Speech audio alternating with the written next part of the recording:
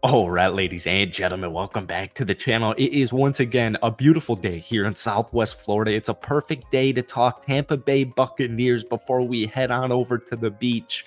Folks, they've had a really sneaky offseason. In fact, I'd just go ahead right here, right now, give them a grade rating thus far, less than a week away from the start of the NFL draft, as an A minimum.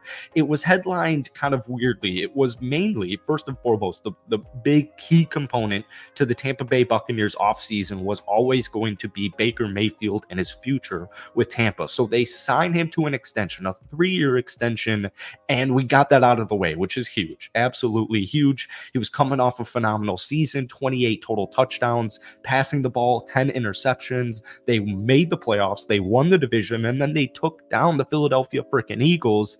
And it was more of, that game always rubbed me the wrong way because it was more about the Philadelphia Eagles collapse as opposed to the Tampa Bay Buccaneers actually winning a playoff game when Tom Brady was removed. So Baker Mayfield's back. That's important. But then, the rest of the headlines were mainly the Tampa Bay Buccaneers losses. And while they did have some big losses, like trading away Carlton Davis to the Detroit Lions, they lost Shaquille Barrett, they lost Devin White. They also picked up guys like Randy Gregory and Bryce Hall and Jordan Whitehead. And just in general, I've always thought the last year that Tampa Bay was trending upwards. And it's so funny to me, 1 year ago, like 365 days ago, we were sitting here debating who the starting quarterback was going to be, Baker Mayfield or Kyle Trask. And it's just very refreshing that that is not in question as we head into this upcoming season. So welcome back to the channel. It's been way too long since we've made a Buccaneers video. Hit that like button, hit that sub button. Let's try and get this video to 250 likes. And if you guys want more Bucks videos, let me know down below. So they didn't have too much money to work with. Their remaining cap space is actually less than 500 grand. You have a couple of needs in the draft that you didn't address that you addressed in free agency, but you're looking to bolster it, particularly the edge. Like, I know you went out there and you picked up Randy Gregory, but if we're thinking more long-term, I think most mock drafts that I've read, Tampa Bay is selecting an edge rusher at selection number 26 late in the first round. But once again, I just think, losing Dave Canales was definitely big, but I am glad that their hire of Leon Cohen is huge because he worked with Baker Mayfield in Los Angeles with the Rams when he was briefly there, and he looked good there. So I'm just glad that they brought in a familiar, comfortable face to continue to ascend Baker Mayfield's resurgence as the bad boy in the NFL. He's a misfit, and he's right on brand with the Tampa Bay Buccaneers, and I absolutely love it. So I can't wait for Baker Mayfield's upcoming season. One big thing for me is the run game.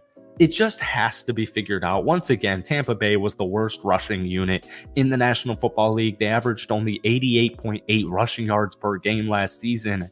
And it's weird because Rachaad White's really solid to me. He had over 500 receiving yards. He had 990 total rushing yards. They're going to address it at some point in the draft. It's most likely going to be later, one of these third-round picks or the fourth-round pick, maybe even the sixth-round pick. But that's one big thing for the new OC is we got to figure out the freaking running game because Rachaad White is so versatile. He's so dynamic. He's the definition of a playmaker. He can run the ball. He can catch the ball. I feel like we've really seen some flashes with him receiving, and I just want it all to come together running game because you have to win in the trenches, and if you can't run the football, you're going to struggle to win past the second playoff game. But it's once again so impressive that they won a playoff game against the Philadelphia freaking Eagles and kept it close and kept it competitive against the Detroit Lions in the second round of the playoffs. You also brought back Mike Evans, which is just it's absurdly massive.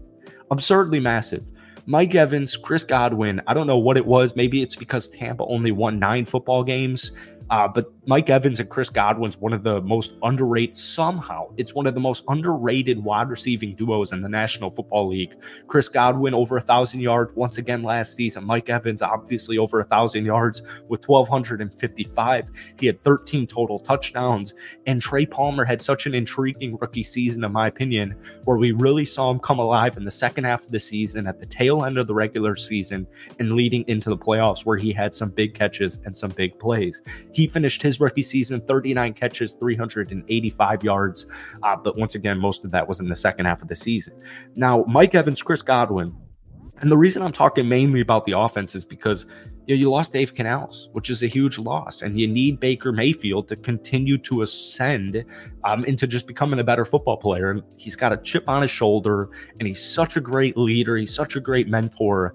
And I just think you want to continue to surround him with as many weapons offensively as humanly possible. So the reason I'm bringing this up is because a lot of the mock drafts I've read within the Tampa Bay Buccaneers reporters and insiders and analysts, they're taking a wide receiver in their second round at pick number 57. And I got to say, even though you do have Mike Evans, you got Chris Godwin, and you had Trey Palmer have an intriguing rookie season, after that, it does get a little bit thin. And I do like the idea of selecting an edge rusher in the first round, a wide receiver in the second round, and then you can take a look at the interior offensive line, the cornerback room, the linebacking room a little bit later on in the draft. Because once again, due to the Carlton Davis trade to the Detroit Lions, you do have an extra third-round pick. They're right next to each other. They've got pick number 89 and pick 92 in the third round, so I would not be surprised, especially if you start, factoring in the sixth round pick and the seventh round pick and even future picks, if they do make, a couple of aggressive moves to trade up and get their guy in the third round, whoever those are going to be. So offensively, just need to see that running game get going, because I know what Baker Mayfield can do. I know what he did last season, and I still have Mike Evans, Chris Godwin, Trey Palmer, and most likely a young rookie phenom coming into the offense. Now, defensively, we'll talk mainly defense on our next video. We got, kind of rambled on offensively there, so hit that like button for more. Defensively, still got Vita Vea. You got Kalijah Kancey coming off a really intriguing season once again.